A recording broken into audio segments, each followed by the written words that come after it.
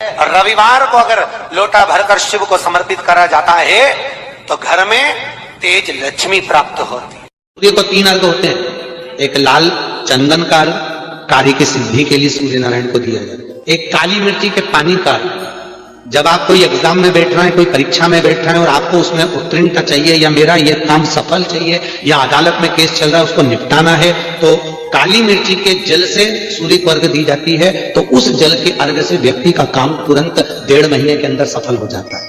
काली मिर्ची के अर्घ का इतना प्रमाण। तीसरे नंबर पर है बेलपत्री के जल का सूर्य को दिया जाता है। बेलपत्री के जल का कौन देता है? जो बहुत बीमार पड़ा रहता है, जिसको कुछ ना कुछ शारीरिक कष्ट चलता रहे, कभी घुटना, कभी कमर, कभी पेट, कभी ब्लड प्रेशर, कभी शुगर, कुछ ना कुछ चलती रहे, तो वो लगातार 1 महीना बेलपत्री के पानी का अर्घ सूर्य को देता रहे, उसको रोग से निवारण हो जाता है। रोग से सूर्य अर्घ क्यों प्रधान? शिव पंचायत में गुड़, चावल, लाल फूल और लाल मिर्ची के 11 दाने पानी के कलश में तांबे के लोटे में लेकर हाथ को ऊंचा कर नेत्र, नासिका, वक्षस्थल के सम्मुख में जो सूर्य नारायण को अर्घ देता है, जल चढ़ाता है, पर जो सूर्य को अर्घ रविवार के दिन दे देता है, अगले रविवार तक पैसे की आवक आना प्रारंभ हो जाती है। जो आज तक फोन नहीं उठाता वो फोन। पौष के महीने में 7 बेलपत्र, 1 लोटा पानी, 1 जल का पात्र, और उस साल 7 बेलपत्र में भी मध्य की बेलपत्र में बीच वाली पत्ती पर केसर का भाग घिस कर चंदन बनाकर उससे ओम लिखकर, और दोनों जो पत्तियां हैं उस पर गणेश जी, रिद्धि सिद्धि और माता पार्वती जी का, कार्तिकेय जी का स्मरण कर कर उस पत्ती पर केसर चंदन की बिंदी लगाकर बाबा देवाधिदेव महादेव को अशोक सुंदरी की जगह पर समर्पित करी। और उसी में से 1 बेलपत्र वापिस बाबा से लेकर आइए कि मेरा ये कार्य है बाबा और आपको करना है। लाखों के दुखड़े जो तू हर गया डमरू वाले, फिर मेरे दुखड़ों को देखकर क्यों डर गया डमरू वाले। बाबा तेरे भरोसे पर यह कार्य शिव से निवेदन कर कर 1 बेलपत्र बाबा की वापिस लेकर आए, उसको संजो कर रखे। स्वप्न में हर कवि आ जाते हैं, कह देते हैं नंदी तो पत्थर का है गुरुदेव। ये हम ही लोग तो विचार कर कर लोगों को सीख देते हैं कि नंदी पत्थर का है। ना ना ना ना, शिव जी के मंदिर में जो नंदी मंदिर के बाहर बैठा हुआ है, तुम्हारी भूल है जो तुम उसे पत्थर का मान रहे हो। उस नंदी के पास बैठकर कितना भी बड़ा दुख हो, थोड़ी देर उसके पास बैठकर अपने दुख को कहना प्रारंभ करना। 15 दिन इंतजार करना, 16वें दिन तुम्हारा दुख कटना प्रारंभ हो जाएगा। किसी से नहीं किया तुमने, ना अपने रिश्तेदार से, ना नातेदार से, ना कुटुंबी से, ना कबीले में, ना परिवार में, ना रिश्तेदारों से, ना अपनों से, किसी से अपना दुख नहीं कहा। केवल दुख कहा तो भगवान देवाधिदेव महादेव के नंदी से कहा। और नंदी से तुमने तो कहा था पत्थर के नंदी से, फिर शिव जी तक बात कैसे पहुंची? दुख कैसे कटा? शिव जी स्वप्न में अर्घ दिया जाते। तो भगवान शंकर का स्वप्न आना अच्छा होता है कि बुरा होता है? पहले तो स्मरण करें शिव जी का पूरा स्वरूप, जटाधारी, त्रिपुंडधारी, त्रिशूलधारी, त्रिनेत्रधारी, भस्मधारी, नग्नवेशधारी, नंदी, वृषभ, पार्वती, गणेश, कार्तिकेय, अशोक सुंदरी, पूरे परिवार के साथ अगर शंकर जी का पूरा परिवार आपको स्वप्न में दिख रहा है तो ये मानकर चलना कि तुम्हारे यहाँ कोई शुभ कार्य होने वाला है।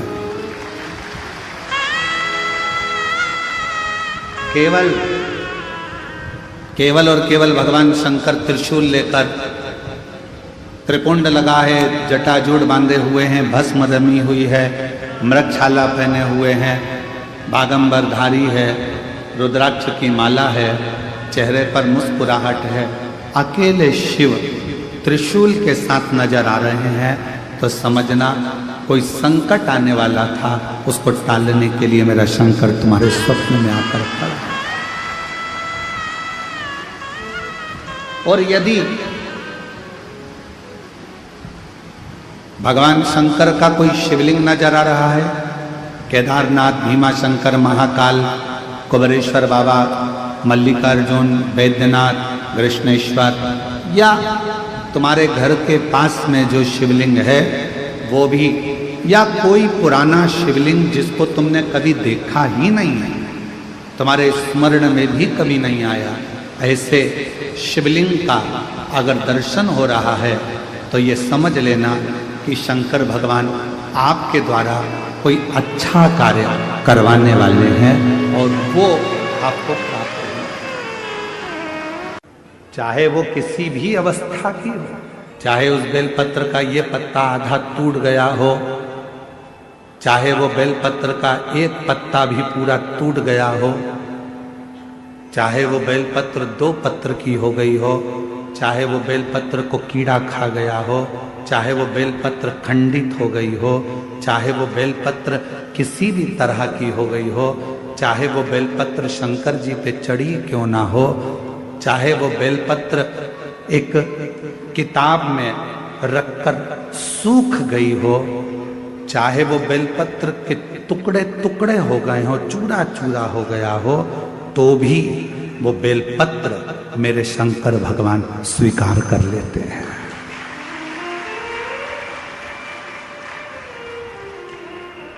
तो भी मेरे शिव स्वीकार कर लेते हैं।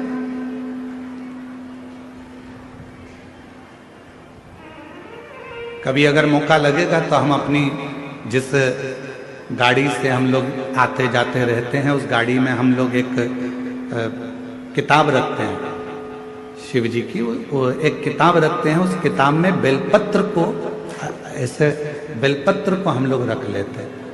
क्यों रखी रहेगी? हमारे पास में कहीं सफर में कहीं एकांत में एकांतेश्वर महादेव मिल गए, किसी ओटले पर चबूतरे पर शंकर का शिवलिंग मिल गया, पानी तो गाड़ी में रहता ही है, चढ़ाया, अपनी पुस्तक में से बेलपत्र निकाली, बाबा को चढ़ा दी और चढ़ाकर वापिस उठाकर हम रख लेते हैं।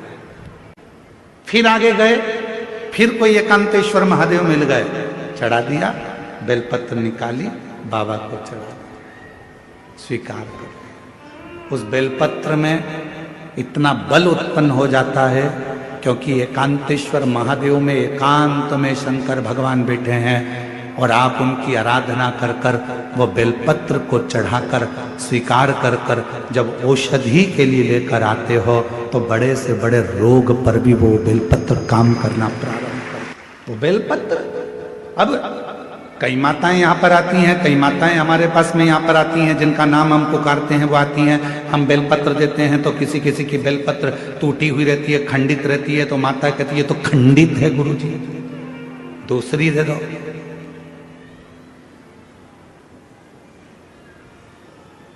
दूसरी दे दो। अब हम आपसे एक बात पूछें, जरा उत्तर दोगे क्या? तुम्हारे को बीपी है, ब्लड प्रेशर है, और तुम्हें डॉक्टर ने गोली दी है, ठीक है, समझना जरा बहुत अच्छे से, बीपी है, ब्लड प्रेशर है, एक गोली डॉक्टर ने दी है कि रोज खाना, और तुम्हारा पोता, तुम्हारा नाती उस गोली को तोड़ दिया, गोली के 2 टुकड़े कर दिए उस नाती ने। अब वो गोली 2 टुकड़े हो गए, 3 टुकड़े हो गए, तो क्या तुम वो गोली खाओगे तो असर नहीं करेगी क्या? बोलो तो जम के, करेगा ना? गोली तो असर करेगी, भले उसके 3 टुकड़े हो गए, 4 टुकड़े हो गए, 5 टुकड़े हो गए। जैसे बीपी की गोली के 10 टुकड़े भी हो जाएं तो भी अगर ब्लड प्रेशर गड़बड़ हो रहा है तो तुरंत मुंह में गोली रखी जाती है, ब्लड प्रेशर कंट्रोल में आ जाता है। शुगर कितनी भी हाई और ऊंची या नीची जा रही हो, शुगर की टेबलेट के कितने भी टुकड़े कर दो, वो शुगर की टेबलेट खाई, शुगर लेवल में आ जाती है। उसी तरह बेलपत्र चाहे कितने भी टुकड़े हो जाएं, पर बेलपत्र तो बेलपत्र अपना काम कर ही जाता है, वो बेलपत्र अपना काम करेगी। इसमें गुरुजी ये खंडित हो गई, गुरुजी तुमने तो मेरे को 2 पत्ती दी, गुरुजी इसमें से आधी पत्ती जी ऐसा, वो भी शिव महापुराण की सारी दुनिया चाहती है कि ये बेलपत्र हमको मिल जाए, पर भगवान की कृपा से यदि भाग्य से तुम्हारे हाथ में आ गई है तो उससे जोरदार किस्मत वाले तुम हो नहीं सकते। फिर वो आधी मिले, 1 मिले, जितनी मिले उसको स्वीकृत करें। वो अपना असर दिखाएगा। ऐसा नहीं कि वो अपना असर। एक कटोरी में पंचामृत बनाकर ले जाते हैं, दूध, दही, शहद, घी, शक्कर, ये सब मिलाकर यदि आप लेकर जाते हैं और ले जाकर भगवान शंकर के सामने समर्पित करते हैं, एक बेलपत्री अशोक सुंदरी, अभी तक आपने जो बेलपत्री चढ़ाई है अशोक सुंदरी के ऊपर, डंडी का मुख जहां से पानी बहता है उस ओर रखा जाता है।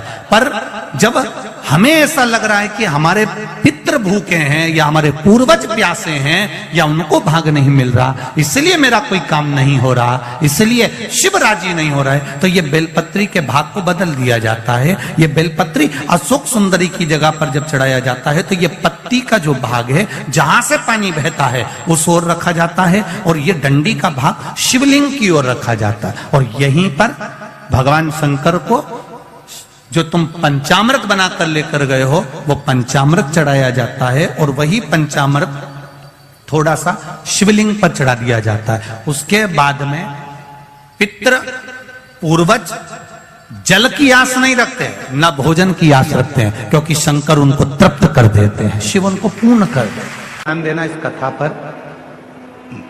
शिव के मंदिर में कभी भी जाओ, तुम्हारा बेटा कोई नीट का एग्जाम दे रहा है, कोई कंपटीशन एग्जाम दे रहा है, तुम्हारी बेटी कोई परीक्षा दे रही है, तुम्हारा बच्चा, बेटा बेटी, पति पत्नी कोई भी कोई एग्जाम में बैठने का प्रयास कर रहा है, पहले तो उससे कहो कि अपनी मेहनत 4 गुना कर, खूब पढ़, परिश्रम 4 गुना कर। और मान लो 5-6 बार दे चुका, 2-4 साल हो गए, 5 साल हो गए, तो फिर उससे कहो शंकर के मंदिर में 7 दुर्वा लेकर जाओ। कितनी दुर्वा? यहां क्या बोलते हैं झारखंड में? दुर्वा कि दूब बोलते हैं? दुर्वा। 7 दुर्वा शिव के मंदिर में लेकर गए। जब जल का पात्र साथ में, 7 दुर्वा को नीचे की ओर रखो हथेली पर, जल का पात्र हाथ में लेकर भगवान देवाधिदेव महादेव को जल समर्पित करो। 7 दुर्वा में से 6 दुर्वा षडानंद कार्तिकेय जी को समर्पित कर दो, 1 दुर्वा भगवान शंकर के शिवलिंग पर चढ़ दो। अपने हाथ की 3 उंगलियां शिवलिंग का स्पर्श करो और अपनी कामना कहकर, बाबा बहुत एग्जाम दे चुका हूं, बेटा बेटी ने बहुत परीक्षा दी है, हो नहीं रहा बाबा, अब आपके भरोसे है। बाबा को विनय करो, शिव जी पे चढ़ी दुर्वा वापिस लेकर आओ। जिस बच्चा जब एग्जाम के लिए जाए, परीक्षा देने के लिए जाए, उस दिन वो दुर्वा को अपने मस्तक पर प्रणाम कर कर, नमन कर कर, षडानंद कार्तिकेय का स्मरण कर कर फिर एग्जाम के लिए जाए। पढ़ाई अच्छी करना, दिल से करना, मेहनत ज्यादा करना, और एक बार ये प्रयोग कर कर देखना, मेरा षडानंद कार्तिकेय सफलता जरूर प्रदान करे। 6 मुख से षडानंद कार्तिकेय जी का जो वर्णन हमारे शिव महापुराण में किया गया है, स्कंद पुराण में किया गया है, षडानंद कार्तिकेय जी फल शीघ्र प्रदान करते हैं, शीघ्र। किसी को हल्के में मत लेना, किसी को कमजोर मत समझना। कब किससे कहां पाला पड़ सकता है कोई मालूम नहीं है। लोग समझते हैं गरीब है, लोग समझते हैं ऐसा है, अनपढ़ है, बेकार है, गरीब है, लोग उसको धुतकारते हैं, हटाते हैं, पूछते नहीं है, समझते नहीं है। तुम क्या सोच के बैठे हो कि जिंदगी में वो हमेशा गरीब ही रहेगा? शिव पुराण की कथा कहती है, अगर मेरे बाबा देवाधिदेव महादेव के भजन में वो लग गया, भले गरीब है, तुमने नहीं पूछा, सम्मान नहीं दिया, आदर नहीं किया, सत्कार नहीं किया, उसको कुछ भी नहीं किया तुम लोगों ने, और वो गरीब था, गरीब था, गरीब था, और एक दिन वो शिव पुराण की कथा में पहुंच गया और उसने अपने मंदिर में 1 लोटा जल चढ़ाना प्रारंभ कर दिया, और एक दिन मेरे महादेव ने उसका हाथ पकड़कर उसे उन्नति की सीढ़ी पर चढ़ा दिया, तो एक दिन तुमको भी उसके हाथ जोड़ना पड़। तो कोई कह रहा था, गुरुजी क्या हम गिलास से शंकर जी को जल चढ़ा सकते हैं मंदिर में जाकर? क्या हम गिलास से शिव जी को जल चढ़ा सकते हैं?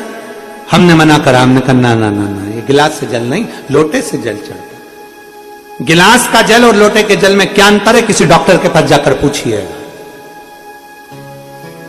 गिलास के जल में और लोटे के जल में क्या अंतर है, किसी विद्वान से जाकर पूछिएगा। गिलास के जल में और लोटे के जल में क्या अंतर है, किसी आयुर्वेद से जाकर पूछिएगा। गिलास के जल में और लोटे के जल में क्या अंतर है, किसी होम्योपैथिक वाले से जाकर पूछिएगा कि गिलास के जल से बीमारी बढ़ती है और लोटे का जल जब बिंदु को केंद्रित करता है, जब हम भगवान शंकर को चढ़ाते हैं तो एक केंद्र बिंदु बनता है। उस केंद्र बिंदु का जल जब हम आचमन करते हैं तो वो रोग को मुक्त करता है। दुनिया के लोग कहते हैं सियोर वाले महाराज ने कह दिया तांबे के लोटे में जल लो, शिव जी को चढ़ाओ, उसका क्या प्रभाव पड़ेगा। हम कहते हैं उससे एक बिंदु, आज का विज्ञान, आप जाकर सब कुछ हमारे विज्ञान से जुड़ा हुआ है। जितना भी शिव की आराधना है, एक बेलपत्री भी चढ़ा रहे हो तो विज्ञान से जुड़ी हुई है। शिव जी को जल चढ़ा रहे हो वो हमारे विज्ञान से जुड़ा हुआ है, हमारे साइंस से जुड़ा हुआ है।